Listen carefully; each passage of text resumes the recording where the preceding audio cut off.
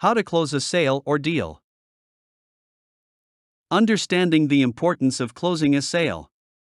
Successfully closing a sale will contribute to the productivity, performance, and credibility of a business. In sales terms, closing a sale is defined as the moment when a prospect or a customer decides to purchase something that a particular business is offering. The ultimate objective of the salesperson is to convince the prospect to buy the product or choose the service.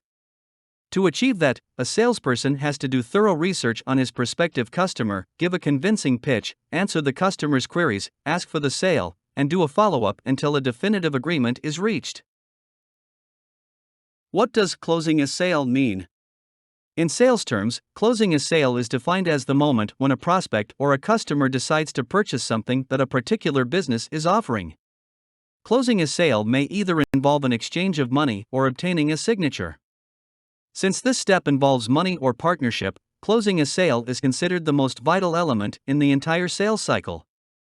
Closing a sale involves a sales executive or a salesperson negotiating about a certain product or a service with a prospective customer.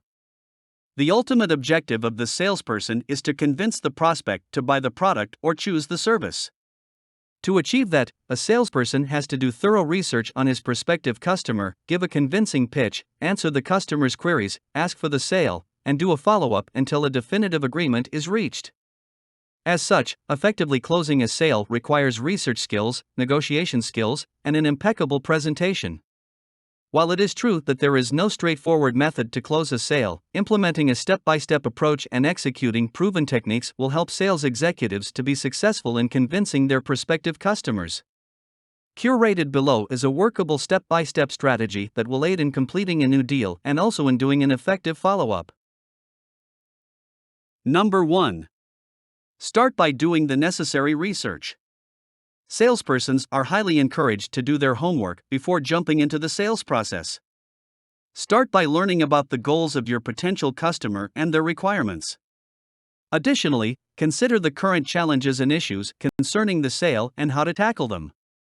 If the sale is in a B2B environment, then take the time to study the organization and also the individual who is making the purchase decision.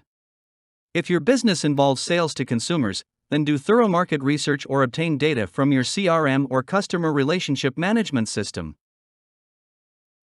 Number 2. Identify the perfect offer. The next step is to identify the product or service which will precisely fit the requirements of the prospective customer. For example, a transportation company that is seeking tractors or trailers will be the least interested in your luxury cars and passenger sedans, and a consumer who is shopping for skincare and makeup products will not be interested in the pajamas you are offering. Number 3. Present your product or service. While you are presenting your offer, be realistic and clear about what your business can provide. Customers will respect you more when they know you're being truthful. Mention the timeframe and also all the features of your product or service. Remember not to overpromise, as you may wind up with an unhappy and unsatisfied customer should you underdeliver. You should also provide a clear picture of how your business operates, as this lays the foundation for potential additional sales in the long run. Number 4. Negotiate in a tactful manner. While negotiating about your product, focus more on the benefits that it has to offer, because your prospect will be interested in knowing how your product or service will satisfy their requirements. They will want to know about the benefits that are specific to their concerns. Hence, while presenting your product, stress how some of its features directly resolve the issues of your prospect. The same applies to a specific service. Number 5. Handle objections effectively.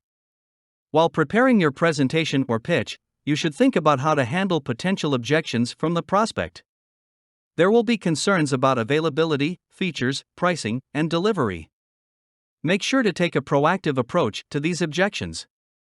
Listen carefully and validate your prospect's concerns.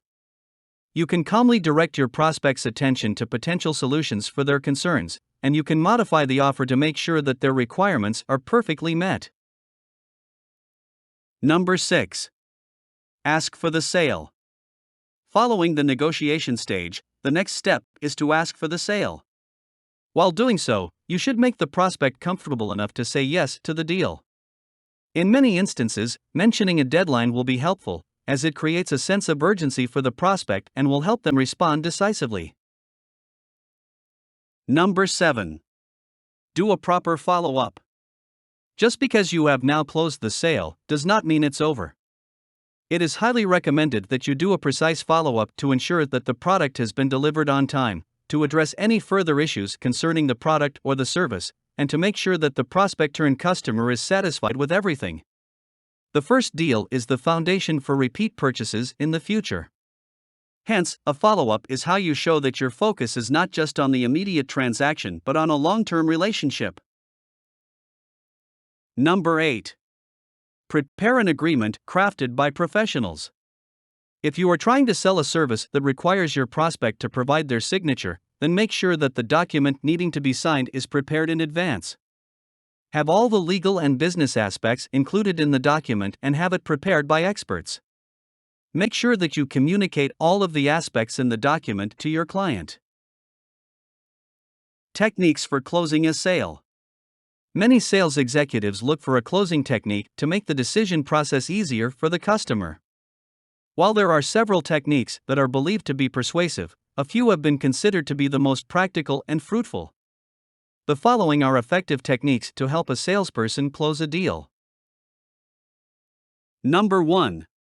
Now or never close. Just like the name suggests, this approach involves making an offer that requires the prospect to make an immediate purchase by creating a sense of urgency. A flash sale is an example of this technique. Number 2.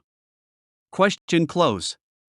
This approach involves posing a leading question that will ultimately help in closing the deal. For example, will you consider purchasing if we could deliver tomorrow? Is a question that helps you determine how serious the prospect is about closing the sale. Number 3. Summary close. For many businesses, this technique is a safe approach. A summary close involves repetition of the key points in the agreement instead of putting the prospect on the spot. This will help the prospect to visualize the benefits of the purchase. Hence, you become collaborators in closing the sale, rather than being on opposite sides of the transaction. Number 4.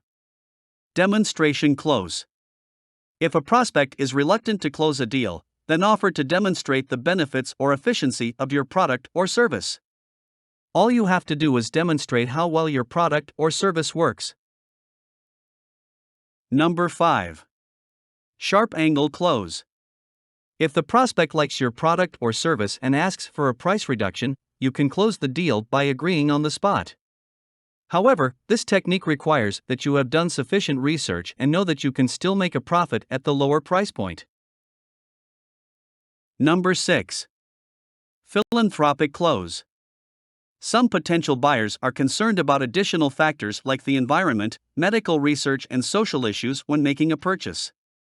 During such instances, make sure that you close a sale by referring to a cause that your business is aligned with.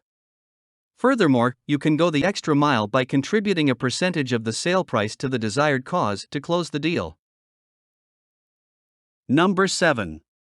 Sweetener close. If the prospect is still reluctant to make a purchase, try introducing a sweetener that adds value to the deal. For example, you can promise an extra free supply of the product, an add-on service that is custom provided for the occasion, or a complimentary service after making a purchase. This can make the prospect reassess their decision. Number 8. Assumptive close. While presenting and negotiating about your product or service, carefully observe the response of your prospect.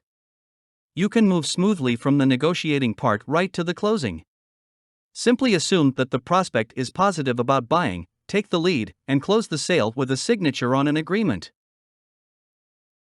Number 9. Soft close. If you sense that your prospect requires more time to make a decision, allow him to sit on the offer rather than asking for an immediate commitment. This approach will allow your prospect to think about the purchase in comfort. You can do a proper follow-up at a suitable time to drive him towards making a purchase. And number 10 is puppy dog close. This technique refers to having your prospect try out your product or service. It's a highly effective method that involves your prospect practically experiencing the working of your product or service. This technique has a high close rate, which can lead your prospect to sign on the bottom line. 9 helpful tips for closing a sale. Every deal or sale is crucial for a business, as it directly impacts the revenue and growth of the company. The following are some tips to help you effectively close a deal. Number 1. Close from the beginning. Keep explaining your agenda right from the start. Tell your prospect your exact purpose behind selling the product or service and how it can benefit their business or them personally.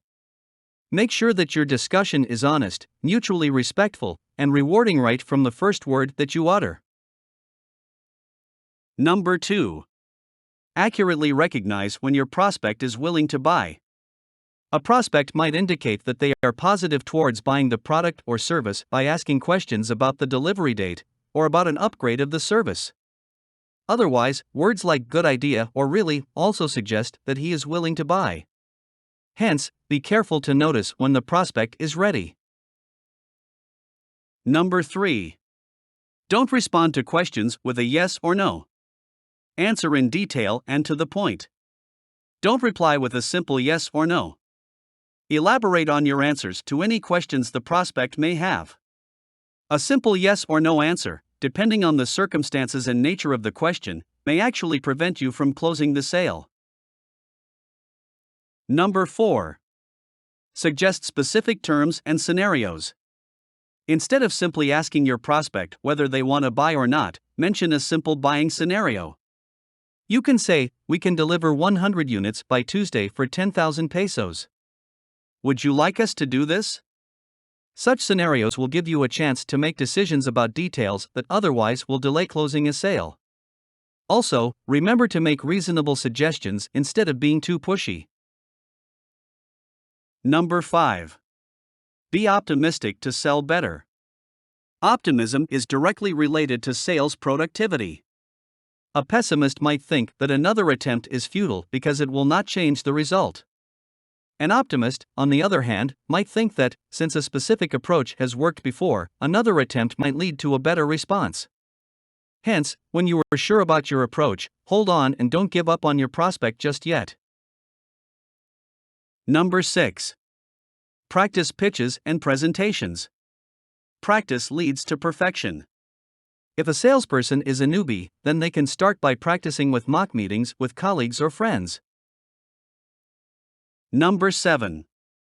Focus on the body language. A salesperson's body language is vital while closing a deal. Why is that so? Because apart from what you say, how you say something is very important too. Ensuring positive and enthusiastic body language is crucial while trying to close a deal. Number 8. Share case studies and data with your prospect. Your pitch can be especially convincing when legitimate data is involved.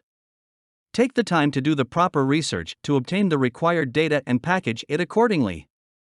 Showing relevant and accurate numbers will always yield good results. And number 9. Use humor. Don't let your pitch be a serious and monotone discussion. Humor lightens the atmosphere, helps people feel at ease, and positively affects emotional and interpersonal factors. Add some humor to your pitch and amplify the result. There is a saying: if you don't want something, change it. If you can't change it, you might as well change your attitude. That might be the change you are looking for. Thank you so much for listening. Good luck with your business.